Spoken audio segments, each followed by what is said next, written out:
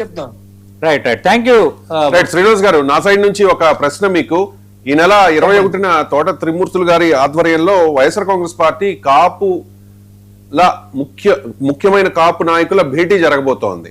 So ఈ అంశాన్ని కూడా వాళ్ళు ఖచ్చితంగా రైజ్ చేస్తారు. ఇంకా 3 రోజులే ఉంది కాబట్టి ఇప్పుడు కాపులకు కూటమి ప్రభుత్వంలో అన్యాయం జరుగుతోంది, వివక్ష జరుగుతోంది, కాపుల్ని చిన్న చూపు చూస్తూ ఉన్నారు అని చెప్పేసి YSR Congress party already start చేసేసింది. సో ఈ సాయి కృష్ణ మిస్సింగ్ లేకపోతే లాకప్ డెత్ ఏదో అంటూ ఉన్నారు, మరి అది తేలాల్సిన అవసరం ఉంది. ఈ మిస్సింగ్ వ్యవహారాన్ని ఖచ్చితంగా వాళ్ళు రాజకీయ తీసుకునే అవకాశం స్పష్టంగా కనిపిస్తోంది. సో ఖచ్చితంగా దీన్ని పెద్ద అంశంగా తీసుకువెళ్తారు, ఖచ్చితంగా రాజకీయం చేస్తారు, తప్పదు, రాజకీయ పార్టీ కాబట్టి. సో వాళ్ళకి మీరు చెప్పే సమాధానం ఏంటి? రవి గారు సూట్ గా సమాధానం చెప్పదలుచుకున్నా. చెప్పండి. మీరు ఆరోపణ చేసిన దానికే కాపుల్ని జనసేన పార్టీ లాగాలనుకున్నారు కదా. కందుకూరు ఇన్సిడెంట్ లో ఏం జరిగింది రవి గారు?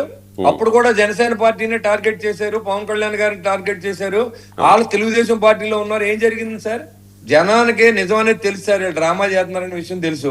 ఇవాళ నేను మీటింగ్ పెట్టినా, తోట త్రిమూర్తి గారు మీటింగ్ పెట్టినా వాస్తవం మాట్లాడుకోవాలి తప్ప లేని ఆపాదిస్తే మేము కూడా దానికి సమాధానం చెప్పడానికి సిద్ధంగా ఉన్నాం. అయినా జనసేన పార్టీకి ఎక్కువ శాతంలో కాపులు సపోర్ట్ చేసి ఉండొచ్చు, కానీ ఇది పూర్తిగా కాపుల పార్టీ కాదు. లేకపోతే రెడ్డి పార్టీలు అంటే అలా అయితే ఎప్పుడూ నెగ్గరు, ఏకంలో నెగ్గదండి. కాకపోతే ఏంటంటే పవన్ కళ్యాణ్ గారు కూడా యూత్ ఉన్నారు, యంగ్స్టర్స్ ఉన్నారు, అదే విధంగా కాపుల్లో ఎక్కువ సంఖ్యాపరంగా ఉన్నారు కాబట్టి ఎక్కువగా ఉన్నారు కాబట్టి ఇది ఒక ముద్ర వేసి ఇతర కులాలను దూరం చేశారు అప్పుడు 2019లో. అంటే ఈ 2 ఏళ్ల కూటమి పాలనలో శ్రీనివాస్ గారు, ఈ 2 ఏళ్ల కూటమి పాలనలో కాపుల మీద వివక్ష ఉంది, కాపులను చిన్న చూపు చూస్తూ ఉన్నారు, కాపుల్ని అణగదొక్కుతూ ఉన్నారు, ఇక కాపు యువకుడిని ఈ రకంగానే చంపేశారు, కాపులంటే విలువ లేదు, ఇది వైసీపీ చేస్తున్న ప్రధాన ఆరోపణ.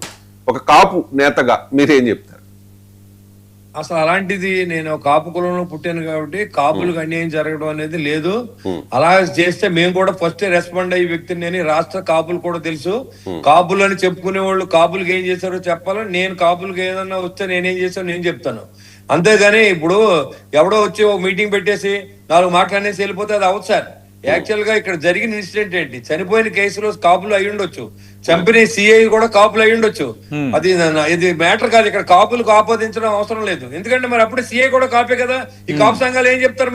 మాకేం సంబంధం? సిఐ జనసేన పార్టీ కాదు కదా, లేకపోతే ఇప్పుడు ఆ చనిపోయిన అబ్బాయి జనసేన పార్టీ కాదు కదా. వాళ్ళు మేనమావ సింపథైజరు, జనసేన పార్టీ సింపథైజరు, ఇది నాట్ ఏ మెంబర్. అయినప్పుడు కూడా రాష్ట్రంలో ఏం జరిగినా మా నాయకుడి మేము చెప్పి హైదరాబాద్ ఢిల్లీ నుంచి వచ్చినప్పుడు ఈ సంఘటన ఆయనకి తెలియజేయడం జరిగింది. ఇమీడియట్ గా ఆయన నిన్న సాయంత్రానికి చేరుకుని మరి హనుమకొండ ప్రోగ్రామ్ చూసి చేరుకుని కూడా ఈ ఇష్యూలో యాక్షన్ తీసుకున్నాం. ఆల్రెడీ సస్పెండ్ చేశారు, విచారణకు ఆదేశించారు. మీరు ఎప్పుడు చేయలేదు ఈ పని. ఇప్పుడు అదే మీ మనుషులు మర్డర్ చేసిన సుధాకర్ డాక్టర్ చంపినా మీరు యాక్షన్ లేదు, పోలీసులు కొట్టు రోడ్డు మీద చంపినా మీరేం చేయలేదు, సుబ్రహ్మణ్యాన్ని చంపినా ఏం చేయలేదు, మా అక్కను కాపాడమని చీరాల్లో ఒక అబ్బాయి అంటే తగలబెట్టేసినా ఏం చేయలేదు మీరు. పిచ్చోడు అని వదిలేశారు. కాబట్టి ఆ నైతిక విలువ మీకు లేదు అనే విషయాన్ని మీకు చెప్తా ఉన్నా. వాళ్ళ తోట త్రిమూర్తి గారు పెట్టినా ఇంకొకరు పెట్టినా జనం నమ్మే పరిస్థితుల్లో లేరు సార్. నమ్మితే ఏంటి చెప్పాలో కూడా మాకు తెలుసు, మేము సిద్ధంగా ఉన్నాం దానికి. రవి గారు, నథింగ్ టు వర్రీ. ఎవరైనా చెప్తే వాస్తవం చెప్పండి, మీరు వచ్చి వాస్తవం చెప్పండి. చంపినోడు కాపు, చనిపోయినోడు కాపు. సరే కాపు సంఘాలు మాట్లాడమనండి, తప్పే ఉంది, మాట్లాడమనండి, మాకేంటి సంబంధం? రైట్, ఒక రకం కాపు సంఘాలు సవాల్ విసురుతున్నట్టే.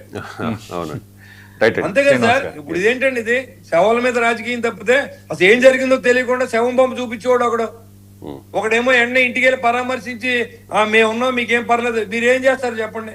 సరే మీరు ఉన్నారు, మీరేం నేనైతే ఏదో చేస్తాను, ఆ కుటుంబానికి ఏదో చేస్తాను. మంచి మనసు మీకుంది. బట్ ఆల్రెడీ ఇప్పటికే కొద్దిసేపటి క్రితం అంబటి రాంబాబు ఆధ్వర్యంలో చాలా మంది కాపు నాయకులు సాయికృష్ణ ఇంటికి వెళ్ళి పరామర్శించారు, మీకు న్యాయం చేస్తాము అని కూడా హామీ ఇచ్చారు. మీరు అధికారంలో ఉన్నారు కాబట్టి మీరు చేసే న్యాయం ఏంటి? ఇప్పుడు అదే ఆ న్యాయం ఏంటో వాళ్ళే చెప్పాలి. ఎందుకంటే ఫోటో తీసుకొచ్చారు కదా, ఆ ఫోటో తీసుకొచ్చి వాళ్ళకి శిక్ష చేయండి. అప్పుడు ఆ పోలీసు వాళ్ళకి ఇదిగో మేము తీసుకొచ్చాం, పలానా చోట ఫోటో దొరికింది, పలానా వ్యక్తులు ఇచ్చారు, ఇదిగో ఫోటో ఇదిగో అంటే శిక్ష చేసేస్తారు, విచారణ అక్కర్లేదు. ఇంకా ఇప్పుడు ఆ ఫోటో నిజమైతే, నిజం అవ్వకపోతే మీరు రాజకీయాలు దూరంగా ఉండి ఎప్పుడు పవన్ కళ్యాణ్ గారు కానీ జనసేన పార్టీని కానీ ఇంకే పోలీస్ డిపార్ట్మెంట్ నోరు ఎత్తకుండా ఉండవలసిన అవసరం ఉంటుంది. అప్పుడు ఫేక్ అనేది అర్థమైంది.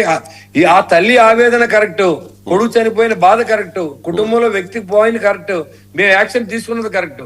మధ్యలో మీరు ఎంటర్ అయ్యి చనిపోయాడని మీరు ధృవీకరించేశారు. ఆ ధృవీకరించిన ఫోటో మీకు ఎక్కడితే ఎలా వచ్చింది? Right. ఆ ఫోటో వస్తే అది చూపించేయండి. Okay. ఆ ఫోటోని మేము పలానా రకంగా తెచ్చాం కాబట్టి వాళ్ళు శిక్షార్హులు అని చెప్పండి, ఛాలెంజ్ చేస్తాను. ఫోటో ఫేక్ ఫోటో కూడా మీకు పెడతాను, Right. మీకు మీ వాట్సాప్ పెడతాను చూడండి.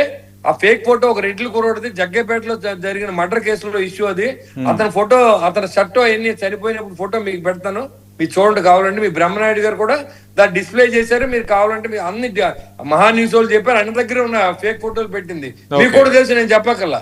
రైట్ అండి థ్యాంక్ యూ సో మచ్ అండి Thank you, శ్రీనివాస్ గారు. మీ Thanks, బిజీ sir. షెడ్యూల్ లో కూడా ఈ ఇష్యూ గురించి, ఎందుకంటే ఇది చాలా ఇంపార్టెంట్ ఇష్యూ కాబట్టి ప్రభుత్వం తరపున అది ఇంపార్టెంట్, ఇలాంటి- మనం చెప్పాల్సిన అవసరం లేదు. జనం తప్పుదారి పట్టించే మార్గం కనపడతా ఉందని తప్పకుండా రెస్పాండ్ అవుతాను నేను. Right, thank you thank you so much అండి శ్రీనివాస్ గారు. ఇక్కడ ఫేక్ ఫోటో అంశం ఇప్పుడు ప్రధాన అంశంగా మారింది. అవును. నిజంగా ఫేక్ ఫోటో, మరి ఫేక్ ఫోటో అంటూ ఉన్నారు, ఆల్మోస్ట్ ఫేక్ ఫోటోగానే అర్థమవుతుంది ఆ ఫోటో చూసినా కూడా. సో అంటే ఈ ఫేక్ ది చేసిన నేపథ్యంలో ఖచ్చితంగా ఒక రకంగా వైఎస్ఆర్ కాంగ్రెస్ పార్టీ ఇబ్బందిలో పడిందని అనుకోవాలా? రైట్, ఒక రకంగా ఇప్పుడు వైఎస్ఆర్ కాంగ్రెస్ పార్టీ కొంత డిఫెన్స్ లో పడినట్టు అనుకోవాలి. ఎందుకంటే ఒక ఫోటోని పట్టుకొని ఇదే సాయి కృష్ణ